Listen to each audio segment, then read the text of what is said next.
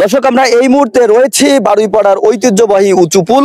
সেখানে আপনারা দেখছেন যে সম্প্রতি অতি বৃষ্টির কারণে এই রাস্তার এই পাশটি আসলে মাটি ধসে গেছে এবং সেখানে ভেঙে এই জায়গাটি হয়েছে একটি মরণপাত। এলাকাবাসীর হয়তো উদ্যোগে এখানে কিছু সুরকি দেওয়া হয়েছে, কিন্তু সেটাও কিন্তু স্থায়ী কোনো নির্মাণ আসলে বলা চলে না বা সংস্কার বলা চলে না। এই রাস্তা দিয়ে প্রতিনিয়ত আপনারা দেখছেন যে এই যে ইজি বাইকটি যাচ্ছে এই মুহূর্তে, এটা কিন্তু আসলে জীবনের ঝুঁকি নিয়ে এই রাস্তা দিয়ে প্রতিনিয়ত চলাচল করে হাজার হাজার মানুষ। এই বারুইপাড়া, সুতাল, কার্তিক দিয়া, যাত্রাপুর সহ হদেরহাট পর্যন্ত মানুষ এই রাস্তা দিয়েই চলাচল করে থাকে।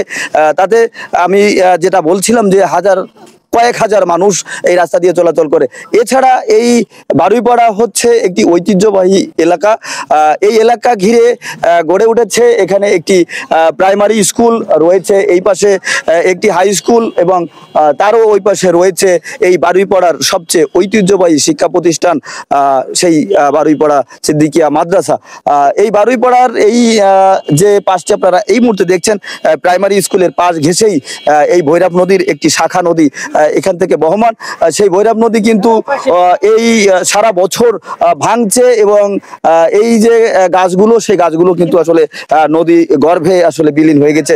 শুধু গাছই নয়, আপনারা এই পাশ যদি দেখবেন, এই পাশের যে রাস্তাটি যেটি বারুইপাড়া থেকে পাইকপাড়ার সংযোগ হয়েছে, যে রাস্তাটি, সেই রাস্তাটিও কিন্তু অতি বৃষ্টিতে অর্থাৎ পাড় ভেঙে সেখানেও অবস্থা আসলে খুবই নাজুক। এই যে বারুইপাড়ার এই ব্রিজটি নির্মাণ হওয়ার আগে এখানে আসলে মানুষ খিয়া দিয়ে পার হতো, সেই খিয়া বন্ধ হওয়ার পর এখানে সাঁকো দিয়ে পার হতো এবং সেটিও পরবর্তীতে এই ঢালাই ব্রিজে উন্নীত হয়েছিল এবং লাঘব হয়েছিল এই এলাকার মানুষের জীবনযাত্রার মান। এবং এই মুহূর্তে আমরা এই ব্রিজের এই যে রেলিং গুলো দেখছি, সেই রেলিং গুলো কিন্তু আসলে বয়সের কারণে ভেঙেছে। এটি অনেক বছর আগেই এই ব্রিজটি তৈরি হয়েছিল। এই বারুইপাড়ায় এই যে পোলটি, সেই পোলটি এই এলাকার একটি ঐতিহ্য বহন করে। তার কারণ হচ্ছে এখানে যখন এই পুলটি নির্মাণ হয় তখন এই এলাকায় এই ধরনের নির্মাণ শিল্প আসলে খুব বেশি একটা দেখা যেত না, যে কারণে বারুইপাড়ার এই উঁচু পুল, এটি সবাই বললেই চিনতো। সেই পুলটি রক্ষণাবেক্ষণের অভাবে যেমন পুলটি ভেঙে যাচ্ছে, তেমনি পুলের সংযোগ যে রাস্তাগুলো, সেই রাস্তাগুলো কিন্তু আসলে ভাঙছে এবং জনজীবন প্রতিনিয়ত বিপন্ন হচ্ছে। এই রাস্তা দিয়ে এই যে 3টি শিক্ষা প্রতিষ্ঠানের কথা বললাম, এই 3টি শিক্ষা প্রতিষ্ঠানে এখানে কয়েক হাজার ছাত্রছাত্রী কিন্তু আসলে পড়াশোনা করে, যাদের যাতায়াতের মাধ্যম হচ্ছে এই রাস্তাটি।